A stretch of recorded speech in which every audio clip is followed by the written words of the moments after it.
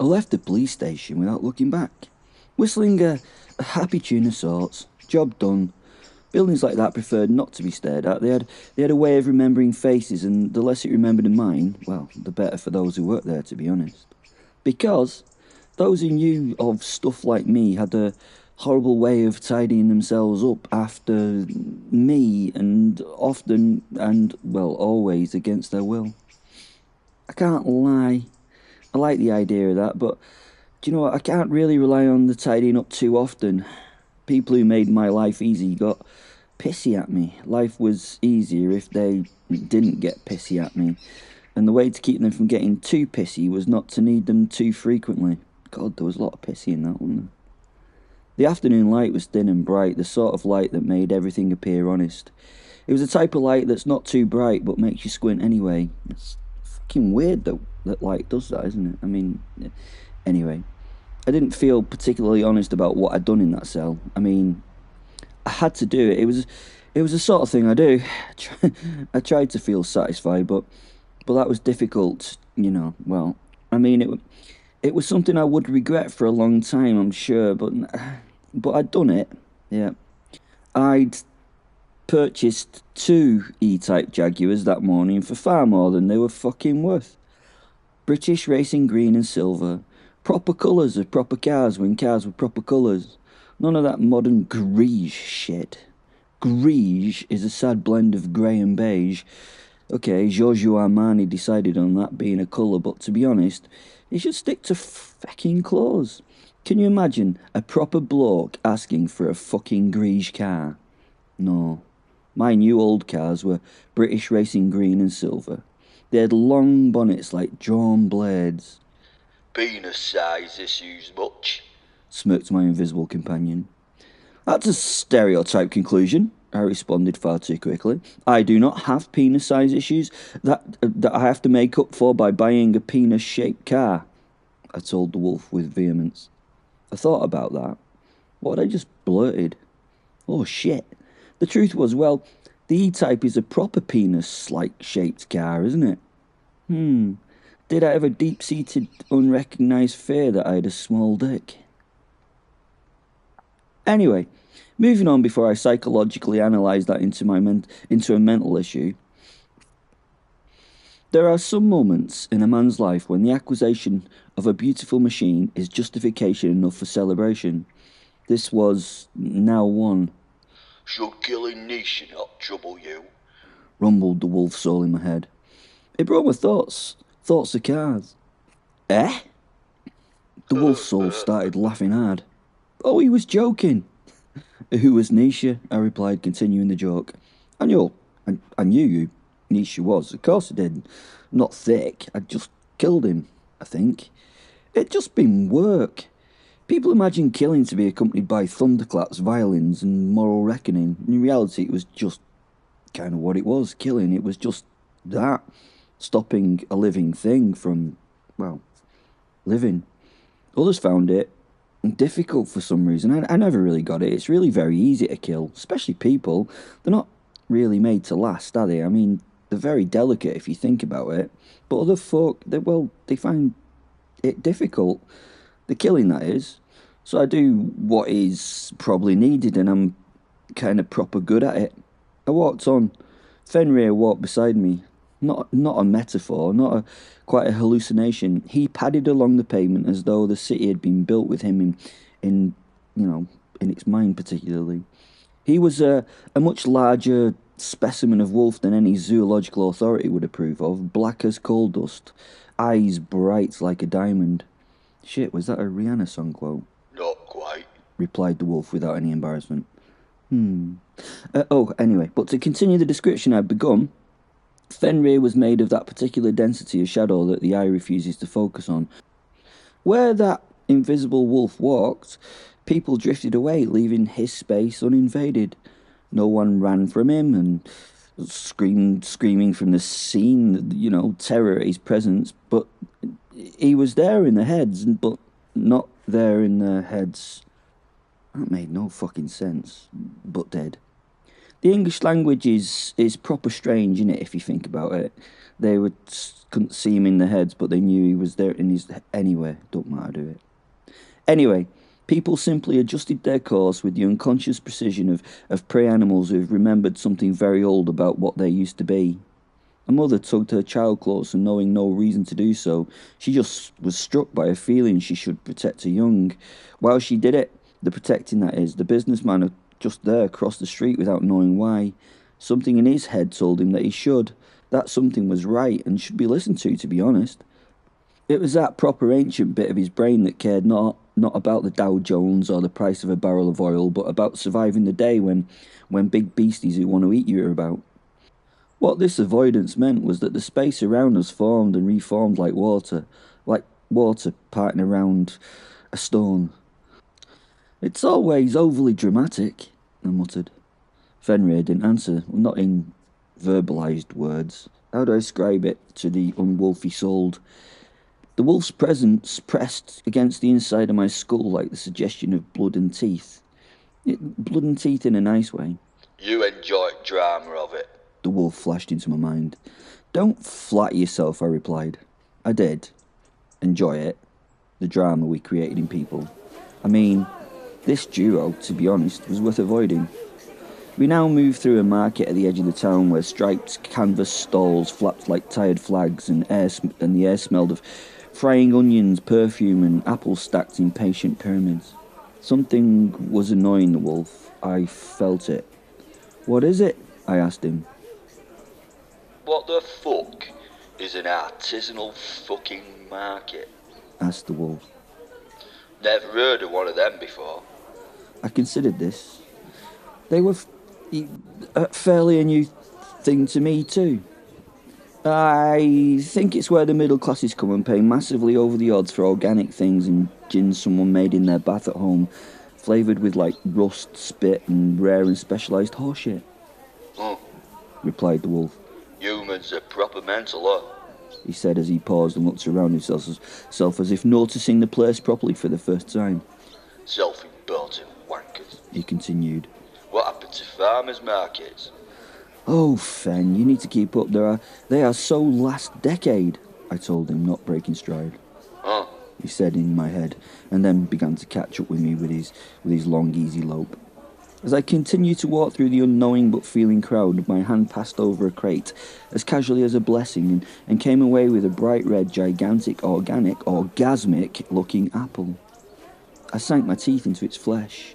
The skin cracked loudly, juice ran over my thumb. It tasted of apple. I mean, not just apple, but apple! The hipster stallholder with his ironic moustache, leather apron and bowler hat saw me take his treasure. Of course he saw me take it. He was fucking meant to. I didn't want him to see what I took, then I would not let him see what I took, but I did, so he saw it. Wow, that was a bit of a sentence, eh? You just love to cause shit, don't you? Fen messaged. Yep. The Peaky Blinders costumed wanker called after me. "Hey, you!" he shouted. Hey, you? Hey, you wasn't very ironic. It wasn't hipster, was it? What should he have said in hipsterese? What, hell? Perhaps. Had he already fallen out of his character? Well, that was ironic. I stopped dead while holding the apple to my mouth, and an inward smile spread across my inward mouth. "Pay for that?" the bowler hat protested. It was a protest, a confrontation, but it was also cast as a question.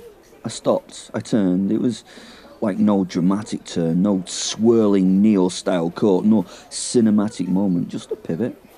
I then hit the man with a look, the look. I didn't snarl, I measured. The man's voice died in his throat. I love these moments. Civilization stops. All human rights and laws die for a moment of just consideration. Hairs rose where hairs had not risen before on the man, now at the centre of the world. For some unbeknownst reason to him, adrenaline was pumped into his veins at a far higher volume than this particular confrontation should have required. His animal brain was making decisions for him. In my eyes he saw something he'd not seen since he was on safari as a child with his family. It had been in a far distant country in both time and space. He had seen my look before. It was the look an old lion had given him and his family in the tourist-laden truck before that lion decided whether it was worth the effort. The look said lion had given him before it decided not to bother. Around us, the market noise dipped slightly as nature smelled possible outcomes. A spoon clattered somewhere. Someone laughed too loudly and uncomfortably. Fenrir's tail swayed. Give him bloody money before he messes his pants, ironically. I felt irritation spark in me. He's prey, Nope, he's not. was the annoyed reply. He's just an irritating arsehole trying to pretend he's important and taking money from idiots who pay for the overpriced produce which he can sell, thinking that he is doing the world good when we all know it's fucked. Look, he's using biodegradable brown paper bags. What a fucking special guy. Ouch, I replied. Down on the world much? Fenrir snarled. Look at the fucking price of the things. Apples, £3 each. Fuck's sake. Well, still, he's a robbing bastard robbing the overly compensated bastards who want to buy this shit. He's not prey. I considered this. The wolf was old in the ways I was not. Old in hunger, old in restraint. I decided it was not worth arguing or making a point of the apple seller. I looked at the apple seller harder, taking another bite, considering him like that lion that the man had once met eyes with in the past. I took another bite of the apple, maintaining the stare. Both apple and stare were delicious to my senses. I chewed as I held his eyes even longer. Eventually, I simply smiled and nodded. Relief played across the stallholder's face, then confusion hit it. He didn't really understand the overwhelming relief he felt in that moment. Fine, I sighed as though inconvenienced by etiquette. I walked back toward the stall. The perfectly manicured man's hands were trembling as I closed the distance in on him. He was telling himself he was being foolish in his head. Me was only a man. Okay, just a man. A slightly larger, slightly terrifying man in a dark coat, but still with his apple juice on their fingers. The trembling did not stop as I got closer. I slipped my hand into my pocket. There is a particular terror in watching a predator produce something hidden. With cats it's their claws that unsheathe, with wolves it's teeth that become resplendent with a snarl. It contains centuries of evolutionary memory for a prey species' brain. The man braced for something horrid. I withdrew my wallet and offered a knowing smile. From the wallet I extracted a £50 note, crisp, indifferent, and laid it gently on the apples. For the inconvenience, I told him and smiled my best-a-wrist smile. It wasn't a cruel smile. That would have been easier for the man to deal with. It was amused, as if the entire exchange were a private joke that the man had narrowly survived. And who knows, perhaps he had survived it. I reached out and patted the grocer's shoulder. The touch was light. He nearly collapsed with relief when the hand lifted. Keep the change, I added. Confrontation over. Done. I turned and walked away, biting the last of the apple and tossing the core casually over my right shoulder. The man was still holding the edge of his stall for the comfort of something solid to support him as an apple core bounced off his forehead. His heart hammered. He did not know what had just brushed past him, only that it had assessed him and found him unworthy of... Well, that was not worth thinking about. He would go home early that day, to Gwendolen, his hand-fasted partner, and Farquhar and Bean, his little ones. He would tell no one why he'd closed up early. He just felt he'd had a moment. Fen and I returned to the current of the town. The wolf kept pace, vast and silent. You really enjoy doing that shit, eh? Fenrir observed. A little. You frightened him. I paid. You frightened him first. I shrugged. Occupational hazard. Comes with the occupation of being a monstrous bastard. We passed shop windows. Reflections flickered. A man and something larger moving beside him, though only one cast a reliable reflection. My new old Jaguar waited somewhere beyond this square, polished and predatory in its own mechanical way. I imagined the feel of the wooden steering wheel beneath my hands. I imagined the engine's growl, sweet as I licked the last of the apple juice from my fingers. Nisha was, well, he was already a closed file. The dead rarely lingered in my mind unless they had unfinished business. Nisha had none, and no business now to be there. The wolf's ears twitched. Just for a moment, just the moment, it felt as if someone else was watching us. Not prey, not the police, something older. Lucifer? Asked the wolf. Not sure. I can't hear her music. I just dismissed it. Drink first, I said aloud, then we consider who's stalking whom. Fenrir's teeth showed in something that might have been agreement. Whoever is watching is someone who sees me, which is motivating. There was amusement in his tone. I walked on and the crowd continued to part, not because they saw the wolf, but because somewhere beneath language and reason and city noise they felt him. I left the market behind. Ahead loomed a temple to government benefits, a Wetherspoons pub. The building had once been something noble, a bank perhaps, or a municipal hall, before being repurposed into a place of discounted lager and microwave cuisine. The signage buzzed faintly, even though it wasn't either neon nor electrified. The windows were large enough to expose the interior like an aquarium filled with the economically the poor and unfortunates. Fenrir slowed. Are we going in there? A hint of disgust in his voice. I need a drink, I told him. This is not our usual hunting ground. Everything is our hunting ground, I reassured him. I smiled as I pushed my way through the smokers who stood outside the hallowed hovel, all silent except for the expectoration of phlegm and the drag of fucked lungs sucking hard for a nicotine hit on mainly rollies and silk cut. They disgusted me. Addicts. Fen laughed. What? I asked. We're all addicts, he returned. I knew he was right. At least my addictions did not kill me. Others, not so much. I pushed through the doors. The new stink hit me first, not any fresher than the stench of the smoke that I'd just left. Different though. Stale beer, frying oil, carpet cleaner doing its very best against forces it could not hope to defeat.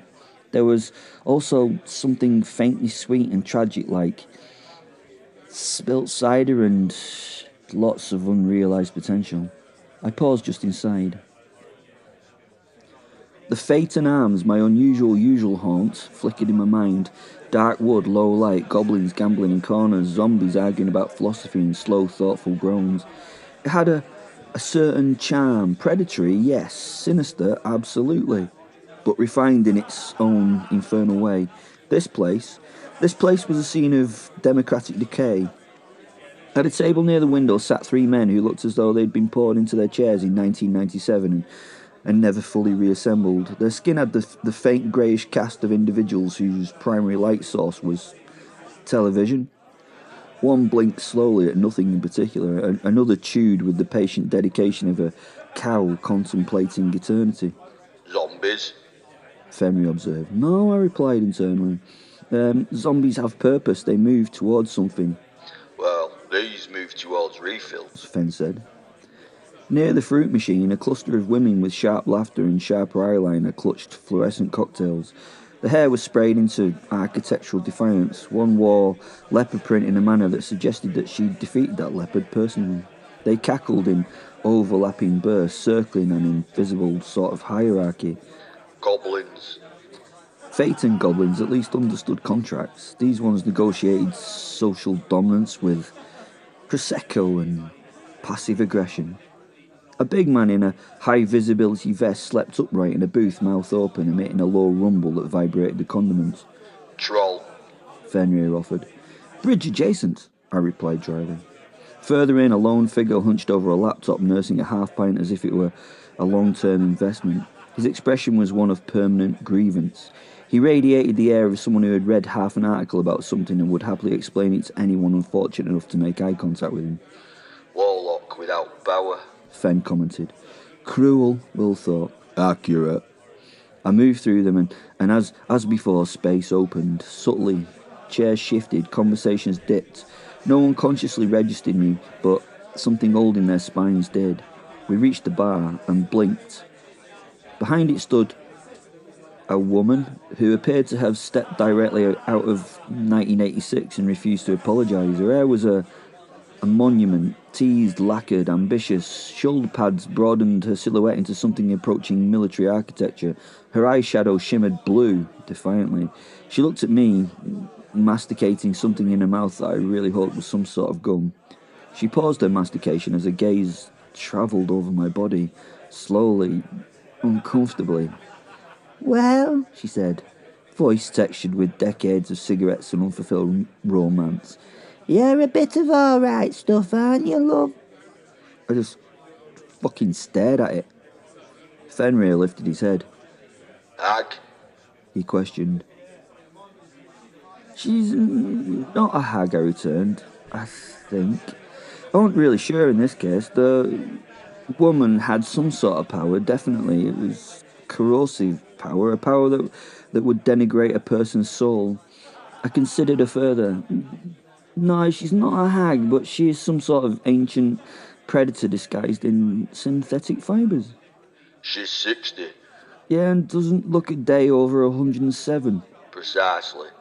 The woman leaned forward slightly, exposing a wrinkly cleavage that was the whole point of her outfit to expose. A cleavage that was being supported by a creaking support structure of, dunno, as though it was fucking a fully scaffolded bra. That bra was probably the reason that her nipples did not dive into the beer pump's drip trays. "What can I do for you, love?" I blinked in no response. She sighed and regarded the blood-red talons glued to the ends of her fingers, pretending to be fingernails. "What would you like me to do for you?" it continued as it chewed its cud. "Looks like me and you could cause some proper trouble," she continued as she winked almost coquettishly and patted the solid curl of her hair. I turned and made eye contact with my invisible wolf soul who sat next to me. We both shuddered, and it took me a few moments to get back to some sort of level of composure. "Pint of draft bass," I told her. She seemed to approve. "Proper man's drink," she replied with another wink, a wink that made my balls shrink back inside my body. Fenrir made a low mental sound of disapproval. She would keep bones in jars, I reckon. She definitely keeps her face in one. I mean, you could peel that shit off and use it on next day. Okay, please stop, Fen," I asked him. He knew me so well that he realised my tone was that of a genuine request and that I would be grateful if he did not try to continue any level of humour about this poor unfortunate woman while she poured my beer with competent indifference to the laws of physics. The amber liquid settled into the glass with a respectable head. She placed it in front of me. "On the house if you smile at me again like that," she said, battering her cosmetic-encrusted eyelids. "I didn't smile," I told her in defence. "Oh, you did," she replied and lied. I took the pint in disgust. I'm not a piece of meat," I said in my head to Fen, who laughed hard in response. I gave her a fiver and turned away so I did not need to observe her any longer. The glass and the beer felt reassuringly solid. I clung to it briefly. It gave a minor comfort in a minor time of need. I surveyed the room again. The Phaeton Arms would have approved of the lighting, dim, forgiving. But where Phaeton held monsters who knew they were monsters, this place held humans convinced they were fine. I raised the glass to the room, offering the creatures there a salute, and brought the glass to my lips. The first sip was acceptable, malty, bitter, honest. Oi, shit. Well, at least it was an old-fashioned, honest fucking oi, and it had landed beside me like a drop plate. This should be entertaining, came to mind from Fen. I did not turn immediately. Oi, mate. The scent hit before the voice finished forming. Cheap lager, stale sweat, cigarettes, something perhaps medicinal and wrong. A man leaned into my peripheral vision. He looked in his mid-40s, but was probably in his late 20s as a resident of this particular establishment. He had a face that flushed the colour of poorly cooked ham, cheap ham. Not good ham, bad ham, the kind of ham that is cured with chemicals, that kind of ham.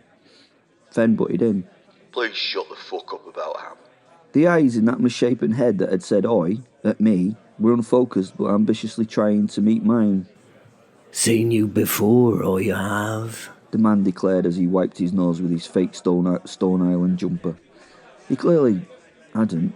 I felt it, the tightening, the thin electric filament of irritation stretching from my spine to my fingertips. Fenrir rose. It approaches boldly. I'm aware. The drunk swayed closer. You look like one of them.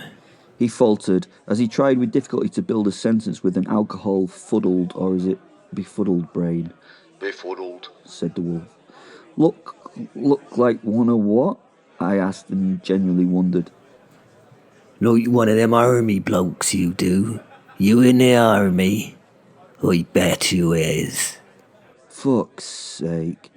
I looked at my pint with a little nostalgia for only moments ago when I was enjoying it without any distractions before turning towards the man made of ham. I wish he were quiet, I told my wolf out loud, causing the man of ham to look for who it was that I was talking to. I imagined the man's neck in my hand as Nisha's had, been not half an hour before. It would take so little, a little twist, a push, a quiet rearrangement of small bones and cartilage to have my quiet pint back. The pub would continue, the world would continue, the fruit machine would chime, the knot goblins would continue to laugh, no one would understand what had happened, the man would just collapse. A venue of this distinct lack of quality must have seen its fair number of coronaries and strokes. It would not question a sudden death of six, would it? My jaw tightened, the wolf pressed closer. He proper insults you with familiarity. I think I know, I told Fen. The drunk reached out as if to clap me on the shoulder. My vision narrowed. He was going to try and fucking touch me. The world thinned. Then a different hand landed on my shoulder from someone unnoticed. That's not good. Someone unnoticed. That was a shock to both the wolf and me. This hand was firm and so confidently sure of itself that I did not tear the arm off at the shoulder as would be my natural normal response and want. Now, old chap, said a quiet, calm, impeccably educated voice at my side. I believe this gentleman was in the middle of something, it continued. I turned very slowly toward the voice. Wing Commander Montgomery Fortescue and Moustache stood there as though they had always been present. He was he was just as usual immaculate in an ancient tweed suit that suggested both authority and quiet disapproval of anything else. His expression was polite, almost gentle, and the drunk sort of blinked at him. Who are you then? Fortescue and his moustache smiled in a way that could have resolved minor wars. Just someone who would very much prefer you to enjoy a complimentary drink at the other end of the bar, sir. This chap and I have to converse about the important things of the day, if that's okay. Fortescue produced a note with effortless discretion and passed it to the bar hag. Another pint of whatever it is for this man, my treat, and one for yourself, mademoiselle. His gigantic, hairy caterpillar eyebrows waggled. The woman beamed. She actually kicked a heel as she turned and snatched the note from the wing commander's hand playfully. The drunk hesitated, confused by the sudden shift in social gravity. Fortescue's eyes sharpened by a fraction. And perhaps, he said softly, you might take it over there, old chap. The confidence of the wing commander's voice from decades of giving orders swayed the inebriated man's mind. Right, yeah. Cheers, mate. He soon shuffled away, confused but clutching at his unexpected liquid fortune. Silence settled for a second. I exhaled slowly. Fenrir receded, but not far. Montgomery did not immediately remove his hand. Do try, the wing commander murmured. Not to redecorate Wetherspoons. I would greatly appreciate a little self-control, if that's okay, old chap. He looked the place over. Although, judging by the decor and the bodies that are laid around there, it would be quite difficult to tell the difference. I took another slow sip of Bass. My annoyance had not vanished. It had simply been postponed. And that, well, that's just somehow fucking worse.